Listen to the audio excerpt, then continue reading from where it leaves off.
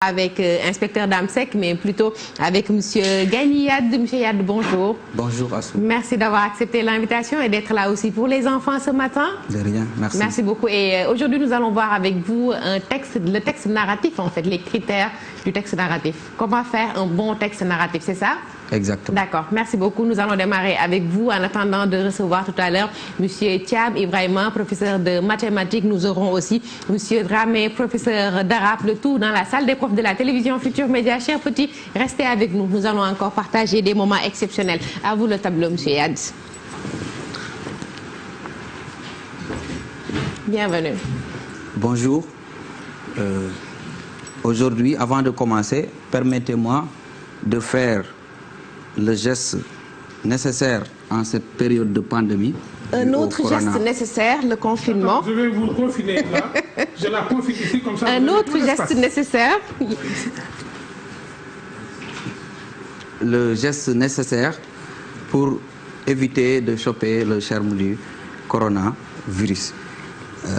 Voilà, aujourd'hui, nous sommes au CM2 et mon objectif, c'est de vous montrer les caractéristiques d'un texte narratif afin que vous soyez capable d'en produire en se basant sur le texte support que nous avons proposé aujourd'hui.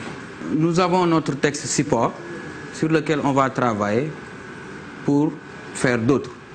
Alors, le texte narratif est important. Vous êtes appelé à le rédiger parce que c'est une épreuve que l'on vous donne. Il peut sortir à l'examen.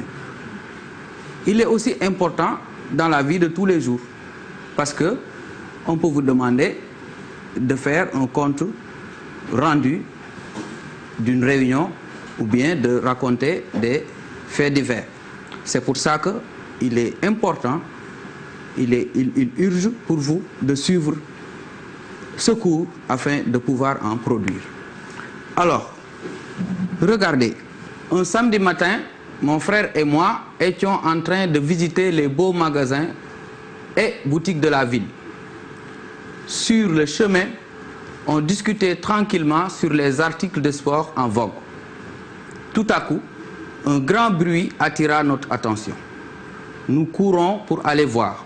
C'est un accident grave. Une voiture 4x4 a heurté un taxi et le choc est violent. Le chauffeur de taxi, gravement blessé, a le corps couvert de sang. Un des témoins appela les sapeurs-pompiers qui arrivèrent aussitôt. Les blessés sont transportés à l'hôpital. Finalement, la foule se disperse. Le lieu du drame redevient calme. Ce jour-là, j'ai eu très peur. Alors, je viens de finir ma lecture et on va étudier ensemble ce texte. Regardez bien. Si nous voyons bien ce texte, qu'est-ce qu'on a? On a très bien, on a un titre. C'est un accident. Mais le texte, regardons bien la forme. Chaque fois, il y a des paragraphes pour montrer l'évolution des événements. Parce qu'un texte narratif, c'est un texte dans lequel on raconte un événement qui s'est passé tel que celui que nous avons ici. Alors, si nous regardons le premier paragraphe, un samedi matin, mon frère et moi étions en train de visiter les beaux magasins et boutiques de la ville. Sur le chemin, on discutait tranquillement sur les articles de sport en vogue. Vous voyez que dans ce paragraphe, on est dans une situation de commencement, dans une situation initiale, dans laquelle ce que vous devez faire, c'est de montrer le décor. Et cela, si vous voulez le réussir, il faut répondre à ces questions. Qui, quoi, quand. Pour montrer les personnages, ici, les personnages sont mon frère et moi. Pour montrer où se passent les actions. Mais aussi ce que relatent ces actions-là, c'est-à-dire visiter les magasins et discuter. Et si nous voyons bien dans le deuxième paragraphe, tout à coup, un grand bruit attira notre attention. Nous courons pour aller voir. c'est un grave accident. C'est un accident grave. Une voiture 4x4 a heurté un taxi et le choc est violent. Regardez bien. Nous allons un tout petit peu revenir en haut, dans la situation initiale. Les actions étaient en train de se dérouler normalement. Mais il y a un bouleversement que l'on appelle, dans le schéma narratif, un élément perturbateur. Tout à coup, c'est un mot, c'est une expression qu'on a utilisée pour montrer que ici, la situation initiale a été déséquilibrée. Parce qu'il y a un grand bruit qui a attiré notre attention. Donc vous voyez que pour produire un texte narratif, après avoir fini de cadrer le décor, etc., de montrer que les actions se passent comme il faut essayer de penser à rédiger une action ou des actions qui montrent un déséquilibre. Et c'est ce que nous voyons ici, c'est un grave accident. Mais on ne va pas s'arrêter là. Regardons le troisième paragraphe. Le chauffeur de taxi, gravement blessé, a le corps de sang. Un des témoins appela les sapeurs-pompiers qui arrivèrent aussitôt. Les blessés sont transportés à l'hôpital. Mais quand il y a un bouleversement dans l'évolution d'une action, on ne va pas rester les bras croisés. On va essayer de réagir. D'accord? C'est ce que l'on appelle dans l'évolution, dans la narration, l'élément de résolution. On a une situation initiale, toutes les actions se passent bien. On a des actions qui bouleversent ce déroulement, mais aussi, vous ne devez pas subir et laisser comme ça. Donc, en rédigeant un texte pour raconter un événement, pensez, si vous avez déjà amené un élément perturbateur, des réactions pour amener un équilibre. C'est pour ça que ici, le témoin, lui, il ne s'est pas arrêté et il n'a pas croisé les bras comme ça. Il a fait appel à une ambulance avec l'aide des sapeurs-pompiers. Alors, terminons avec le dernier paragraphe. Finalement, la foule se disperse. Le lieu du drame redevient calme. Ce jour-là, j'ai eu très peur. Mais regardez, même le mot que vous avez finalement nous montre qu'on est en train de finir la narration. Très bien, très bien. On est en train de finir la narration. Alors, et vous regardez bien que la situation devient normalement comme à celle initiale. Alors c'est pour ça que, pour récapituler, pour produire un texte narratif dans une autre situation, par exemple pour raconter une kermesse, pour raconter un baptême, etc., il faut nécessairement avoir ces situations-là. Une situation initiale, comme je l'ai dit, qui campe le décor, un élément perturbateur,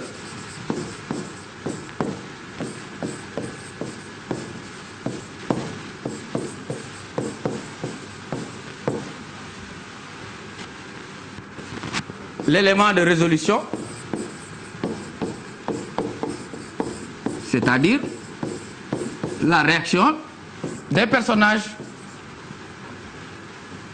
Mais aussi, il doit y avoir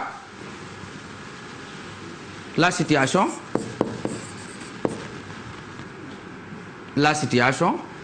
finale.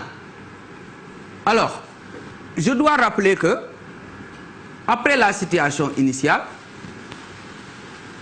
il doit y avoir les péripéties. D'accord? Ça, je dois le rappeler. Mais dans notre contexte, je vous précise cela pour vous montrer que ça dépend de ce que vous allez raconter. C'est simplement pour vous aider à produire. Et vous voyez, donc nous avons ces 4 situations qu'il faut respecter en rédigeant pour réussir sa production de texte narratif. On va relire ensemble. Situation initiale. Élément perturbateur. éléments de résolution. Ah, c'est pour ça qu'il est important de relire. J'ai oublié l'accent. Et en dernier lieu, la situation finale. Maintenant, nous allons passer sur le tableau de critères de réussite. Et je vais insister sur ce tableau, parce que ça doit être pour nous nos œillères. C'est sur quoi on doit regarder chaque fois quand on est en train de rédiger un texte narratif. Voyons ensemble. Critères de réussite, oui ou non. As-tu mis un titre en haut et au milieu? Dans notre texte, on avait dit, comme titre, nous avions un accident qui était en haut et au milieu. En rédigeant, par exemple, une kermesse, je dois voir est-ce qu'en haut, au milieu, j'ai écrit une kermesse. As-tu mis un début, un développement et une fin? C'est-à-dire ces différentes situations que nous étions en train de lister.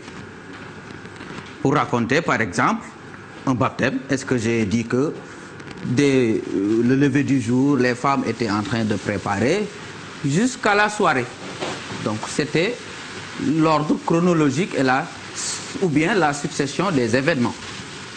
As-tu utilisé des indicateurs de temps? Dans notre texte, on avait ce matin, un samedi soir, qui sont des éléments qu'il ne faut pas oublier. Parce que aussi la narration, c'est dans la durée. Donc chaque fois, quand la durée change, suivant la succession des faits, on doit la préciser. Alors, les connecteurs logiques, on n'en a pas vu beaucoup dans notre texte, à part le finalement, qui peut signifier enfin. Mais rappelez-vous, pour montrer la succession des événements, on peut utiliser, oui, d'abord, très bien. Ensuite, c'est très bien. En outre, puis, et enfin. Merci, Massamba. Alors, c'est ça. As-tu mis les verbes au présent de l'indicatif, au passé simple, etc. Alors, le présent de l'indicatif, on peut l'utiliser pour la narration, pour raconter. Au passé simple. Donc, ce sont des temps que l'on utilise par excellence pour raconter des événements passés. Parce que quand on raconte, c'est supposé être des événements peut-être passés. As-tu utilisé des verbes d'action? Alors, ces verbes d'action-là, ce sont les verbes qui montrent que le personnage est en train de faire quelque chose, est en train de faire des actes. Et du début jusqu'à la fin, dans notre texte, les personnages étaient en train de faire des actions, telles que par exemple visiter, d'accord, parler sur les articles de sport jusqu'à la fin. As-tu respecté la ponctuation? Donc, dans un texte narratif, on utilise le plus des phrases déclaratives, parce qu'on ne peut pas tout le temps se poser des questions pour raconter, etc. Donc, vous permettez ça. Vraiment, c'était ça, en gros, que j'avais préparé pour jouer ma partition. Voilà. Merci beaucoup, M. Yad. Je pense qu'aussi, vous pouvez proposer aux élèves un texte. Ils peuvent produire des textes, en profiter peut-être pour faire quelques exercices. C'est bien possible, n'est-ce pas? Ils peuvent à la maison choisir un sujet et travailler là-dessus, n'est-ce pas? Je leur donne tout de suite un sujet. Ah, avec plaisir. Allez-y Voilà. alors. Donc, comme l'essentiel, l'objectif de la leçon, c'est de vous armer pour que vous soyez capable de produire un texte narratif. Je vais vous donner un exercice. Alors, en t'inspirant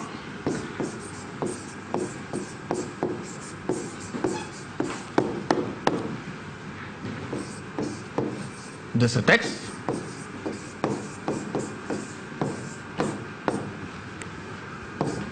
raconte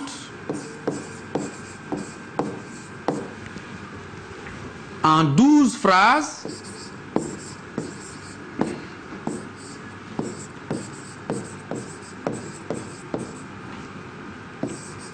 au maximum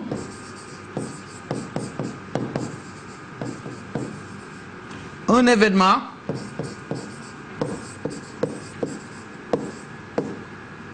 rappelez-vous, on doit Coupez les mots par des syllabes. Qui t'a marqué?